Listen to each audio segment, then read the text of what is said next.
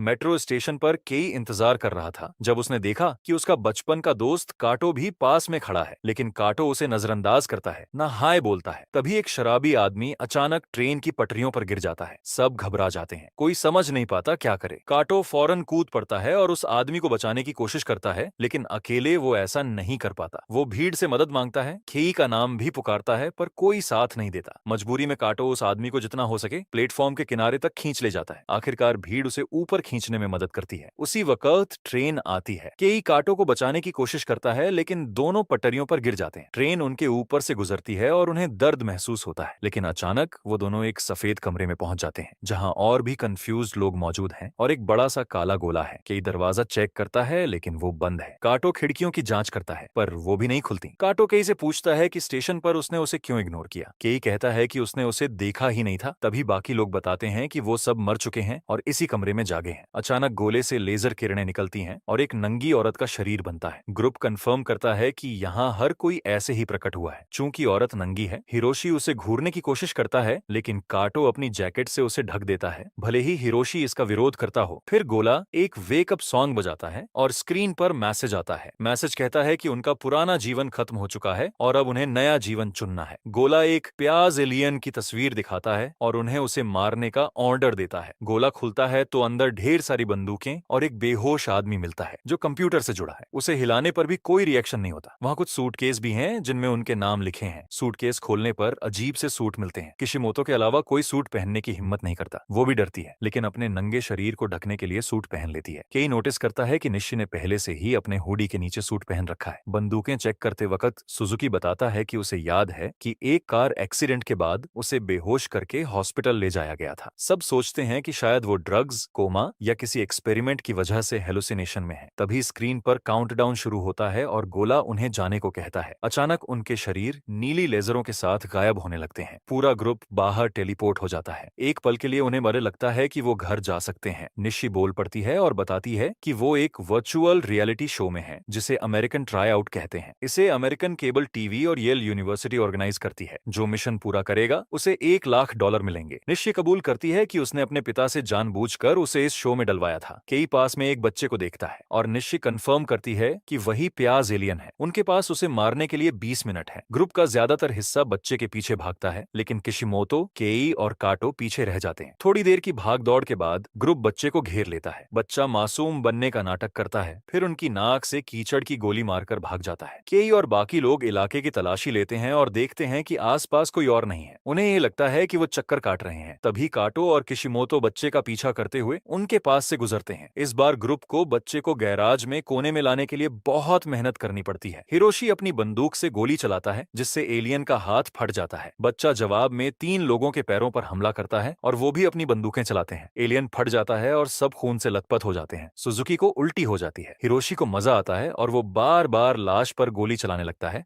जिससे और खून फटता है। काटो उसे रोकता है। तभी एक बहुत लंबा आदमी पीछे से आता है। हिरोशी उसका मजाक उड़ाता है तो वो आदमी उसका पैर काट देता है, फिर उसे सिर से पकड़कर उठाता है। हिरोशी छटपटाता है, जिससे आदमी की विग उतर जाती है और पता चलता है कि वो भी एलियन है, बच्चे का बाप। 2 लोग गोली चलाते हैं, लेकिन वो हिरोशी को ढाल की तरह इस्तेमाल करता है और गोली उसे लग जाती है। एलियन अपने बड़े बड़े नाखून दिखाता है और गैराज में मौजूद सबको सिवाय काटो के मारने लगता है। कई चीखें सुनकर एलियन को ढूंढने दौड़ता है, जो अब काटो को भी मारने वाला है। तभी किशिमोतो एलियन से टकराती है और उसे दीवार से दे मारती है। उसका सूट नीला चमक रहा है, जो उसे ज्यादा ताकत और स्पीड दे रहा है। एलियन जब रिकवर करता है कि एक वैन के पीछे छिप जाता है। एलियन काटो और किशिमोतो पर हमला करता है, जिससे दोनों उड़ जाते हैं, लेकिन किशिमोतो को सूट की वजह से चोट नहीं लगती। यह देखकर केई अपना सूटकेस खोलता है, पर वो खाली है। एलियन उसके पीछे आता है तो केई वैन के इर्द गिर्द चक्कर काटता है और पीछे से सूटकेस से उसके सिर पर मारता है। गुस्से में एलियन दहाड़ता है और स्ट्रीट लाइट तोड़ देता है। वो केई पर हमला करने वाला होता है, तभी तारों का जाल उभरता है और एलियन को जकड़ लेता है। निशी अपना छद मावरण हटाती है और केई को बंदूक देती है। वो कहती है कि सूटकेस के साथ उसकी क्रिएटिविटी के लिए उसे पॉइंट्स मिलने चाहिए। केई बंदूक उठाता है, लेकिन गोली चलाने की हिम्मत नहीं कर पाता। निशी बंदूक वापस लेती है और खुद एलियन को मार देती है। इसके बाद चारों को बिना खून के दाग के सफेद कमरे में वापस भेज दिया जाता है। सुजुकी भी वहां प्रकट होता है। निशी बताती है कि जब तक वो पूरी तरह मर नहीं जाते, उन्हें वापस लाया जाएगा और उनकी चोटें ठीक हो जाएंगी, चाहे कितनी भी सीरियस हो। काउंटडाउन खत्म होने पर निशी गोले को गैंड्स कहती है। गैंड्स मिशन मिशन के पॉइंट्स देता है। निशी को छोड़कर सबको 0 पॉइंट्स और ताने मिलते हैं। निशी को 5 पॉइंट्स मिलते हैं और अब उसके पास कुल 69 पॉइंट्स हैं। गैराज में मरे लोगों की तस्वीरें शो में मरने वालों की लंबी लिस्ट में जुड़ जाती हैं। निशी बताती है कि उनका मिशन एलियंस को मारना है और कुछ मौतों को भयानक बताती है। काटो गुस्से में उसे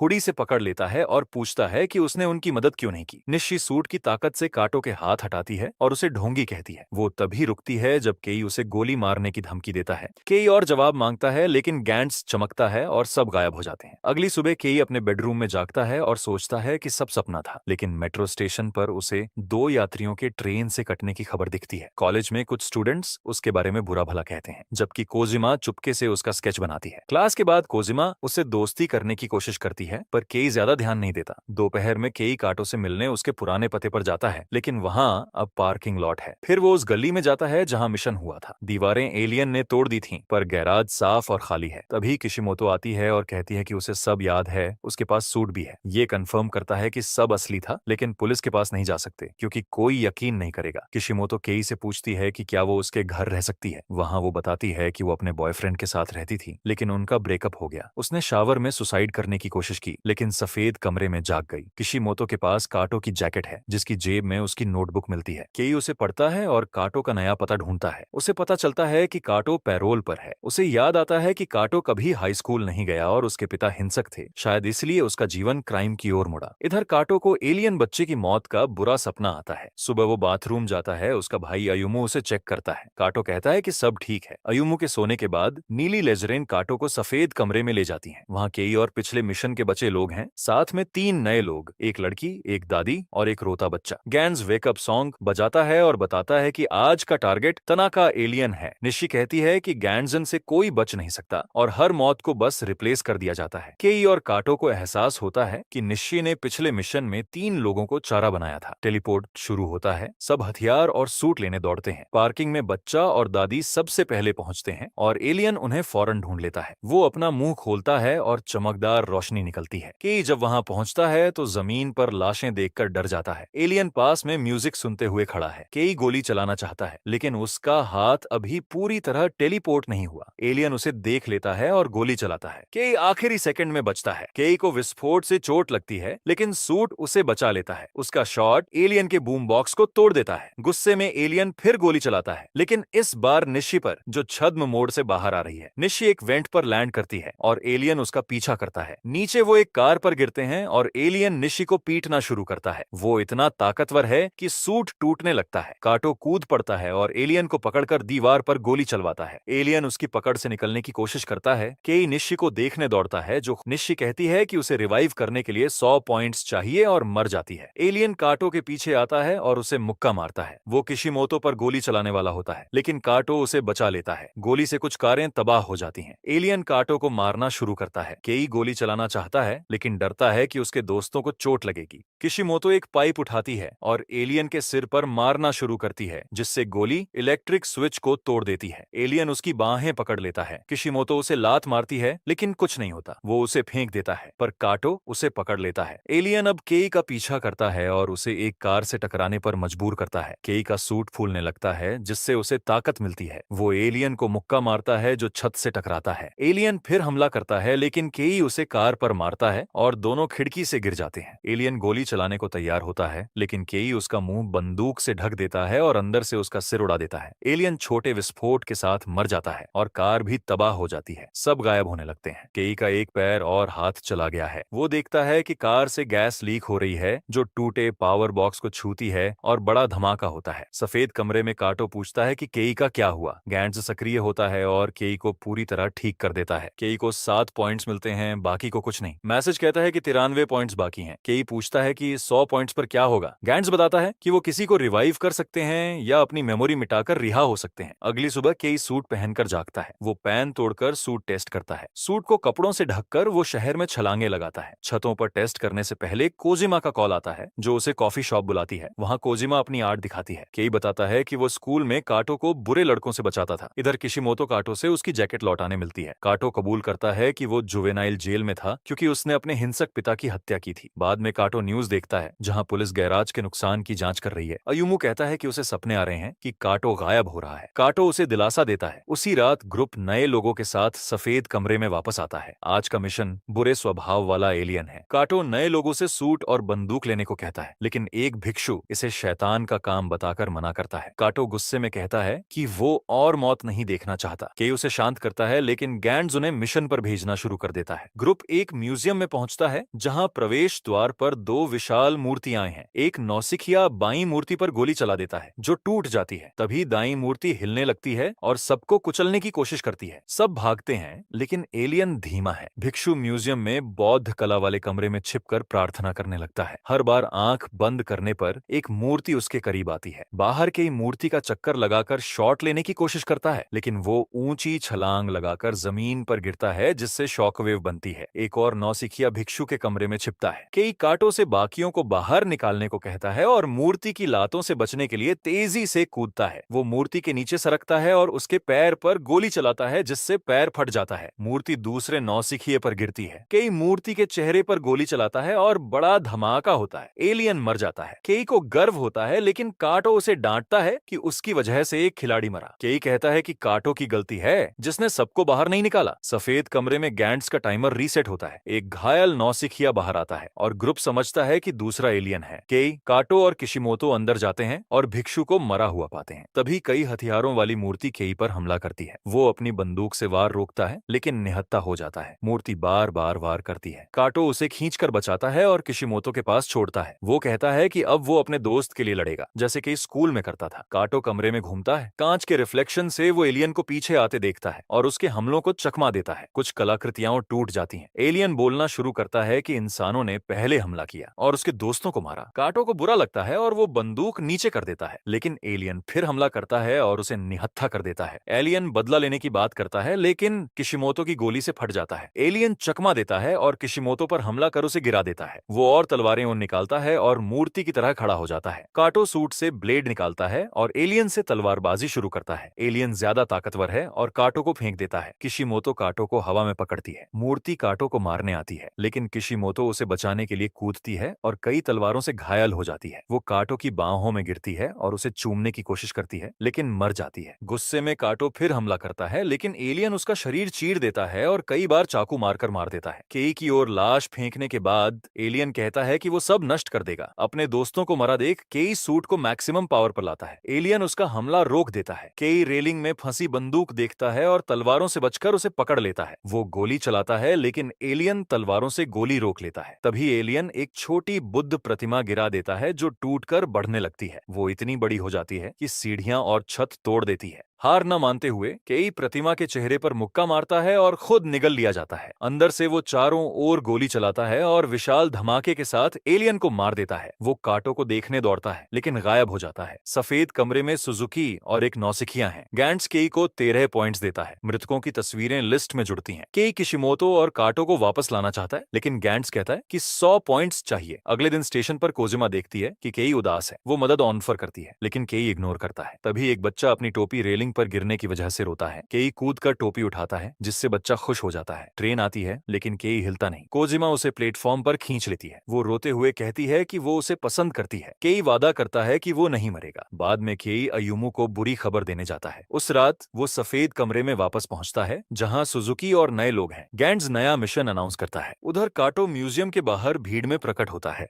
please subscribe and press the bell icon for more videos.